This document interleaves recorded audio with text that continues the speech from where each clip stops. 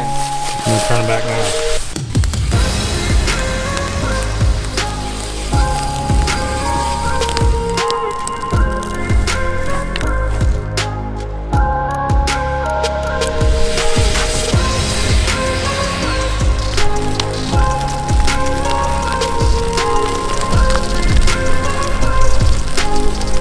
How's that? Say that every year, but Grant, you're supposed to remind me to never burn again. Never go smooth.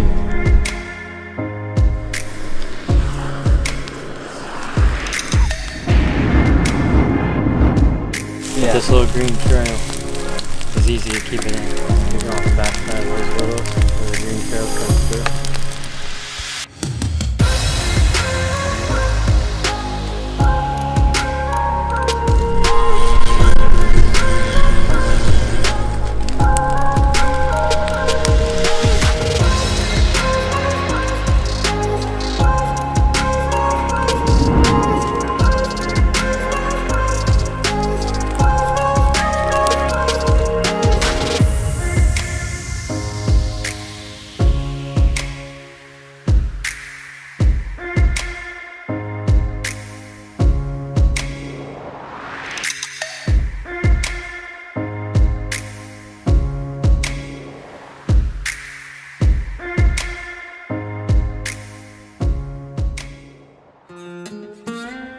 Well, as you can see behind me, we got some burning done here on the river farm. And this area over my shoulder is an area we call the park. And the park is essentially, it's roughly 10 acres in size and essentially just cottonwood trees. It's always been really open. The deer travel through it a lot. We've had a number of encounters with deer. We usually hunt the perimeter of it and not in it, but deer definitely travel through here. There's some little spots where the grass grows up around fallen trees that provide some bedding, but for the most part, I've always viewed it as kind of wasted acres. And so this is our second time burning this. I think we burned it the first year we owned it, and some of these cottonwood trees really never fully recovered from that first burn, and we kind of finished them off with the burn earlier this week. But this will green up nice. But one of the main reasons we burned it, we might try propagating some willow trees in here to create some extra bedding. So essentially what we do is take, the central part of this property has a ton of willow trees, and the deer like to use it for bedding. But we'll take some willow cuttings off of those ones, move them over here and plant them in the ground and see if we can create little pockets of bedding cover to make this park area a little more useful. This is something I've never really done before. I've been trying to learn as much as I can about it and read about it.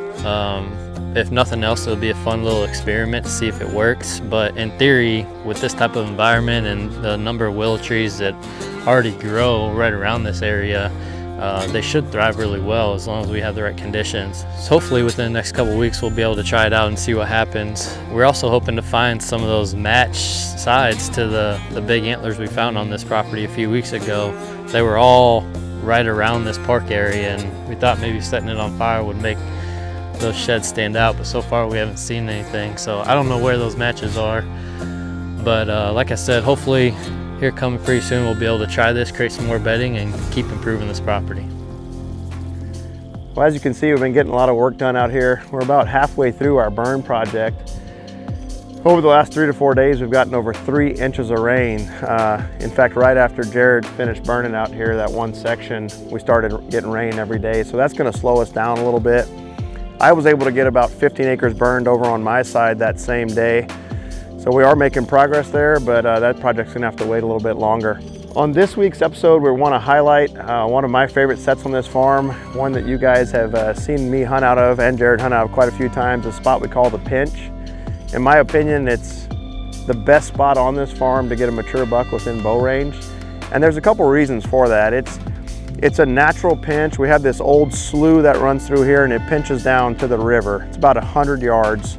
And then we have a few other structures that bring them a little bit closer to the tree. There's some old scrap metal and things that bring a trail sort of right under the tree stand here. It sets up pretty well for natural deer movement, so cruising during the rut, but also bedding to feeding movement. So our entire peninsula is about 100 acres or so of prime bedding. And then there's a lot of ag fields, and then our north plot, food plot that we talk about a lot.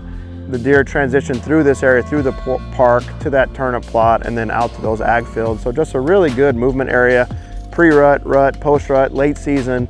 We've had just lots of great hunts. It works really well for both morning and evening hunts. And I access it a little bit differently based on wind and time of day. The same access route that we use to hunt the north plot works well for this plot on an afternoon hunt. We just come a little bit farther and set up in the timber in the pinch here. And that prevents disturbing the bedding area, and you catch those deer moving out to the north here. In the morning, we like to come in a similar route that we hunt the south plot. And there's an old pond that in the fall is typically dried up, so we can park the Kubota down in there, get it out of line of sight of deer moving through the open grass area. We can sneak in perpendicular to the travel path of the deer, pop right across the slough and into the stand. And in the morning, we just get all these deer coming back from the ag fields through the pinch back into the peninsula. So as you've seen in the past, and I've talked about in the past, is the previous landowner was a traditional archer, and he has this stand hung pretty low. And so normally when we come in here, we hang and hunt out of that stand. We go another 15 feet above it. And so today I bought some sticks and a permanent set. I'm gonna get this stand hung where in the future we can just pop a cameraman sitting there and be ready to go. Spend a little less time clanging around. While I'm getting this set hung, we're gonna take a look back at one of my favorite hunts out of this tree for the buck I called Prodigy.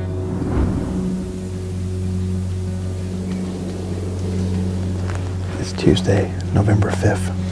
Jake and I are set up for the morning hunt. It's a beautiful morning, and we are set up on Jared and I's farm.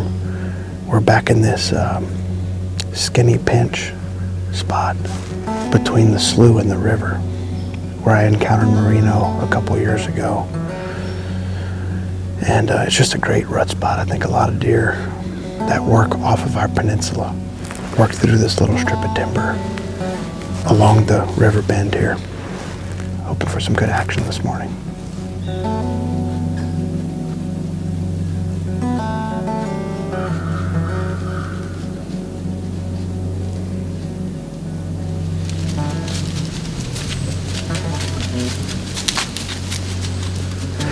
He's right there. He's right there.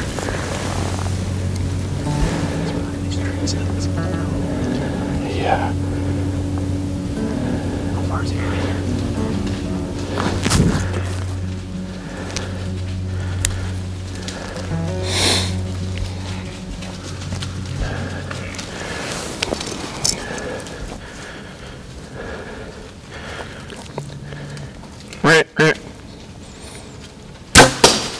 Oh, I gotta get it back.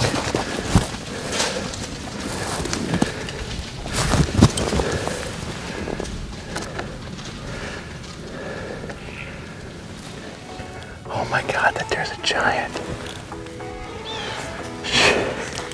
Holy cow. Dude, he comes into 70 yards.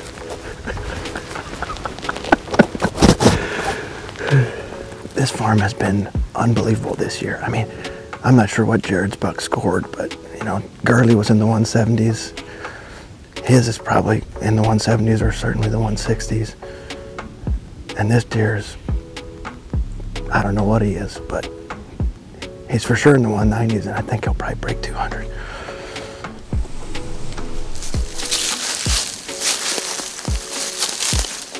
That's not a bed, is it, Mike? Is that a bed in there? Oh yeah. We're about 40 yards from the first bed, and there's a second bed, and the blood trail goes into the river. I'm gonna work on getting access to the neighboring property owner, and we're gonna see if we can pick up the blood trail on the other side. But man, that looks like a deer. You think his rack would be sticking out? There's tines. He's under there. That's a tine, isn't it? Where? Yeah, I see it. I see it. Everybody think this is a good idea? We're just concluding the saga of the Prodigy buck, and what a saga it has been today. I've never experienced anything quite like this before, but he is definitely my biggest buck to date. I couldn't be happier. He's such a beautiful deer, and it's really exciting to knock down such a great buck with archery tackle.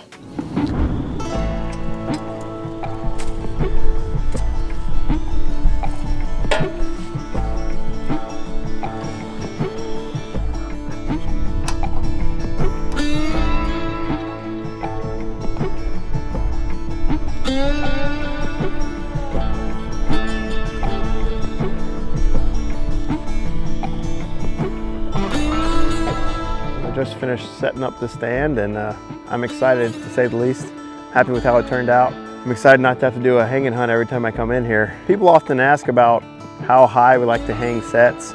This one in particular is pretty high. I like to hang high in general just because we're two people, camera gear, movement, etc. But in this spot, we have a lot of mature trees, not a lot of cover up there. We're in a cottonwood. And when the foliage falls off in the fall, it's really open. So we get up pretty high in this tree, and that helps us stay undetected. One other project I'd like to get done in the pinch to help make it even better is doing a little TSI. This is one area that, again, the understory is pretty open, and the deer, if they walk along the river in that grass patch, they're out of range. And so Jared and I have been talking about coming in here strategically and falling some trees, letting a little bit of sunlight down in here, but also trying to manipulate the deer movement where we can get even more deer to walk by the stand. So that's another project that's on the list, and hopefully in these next few weeks we can wrap up these last few projects on this farm. Well, thanks for joining us, and we'll see you guys back here next week.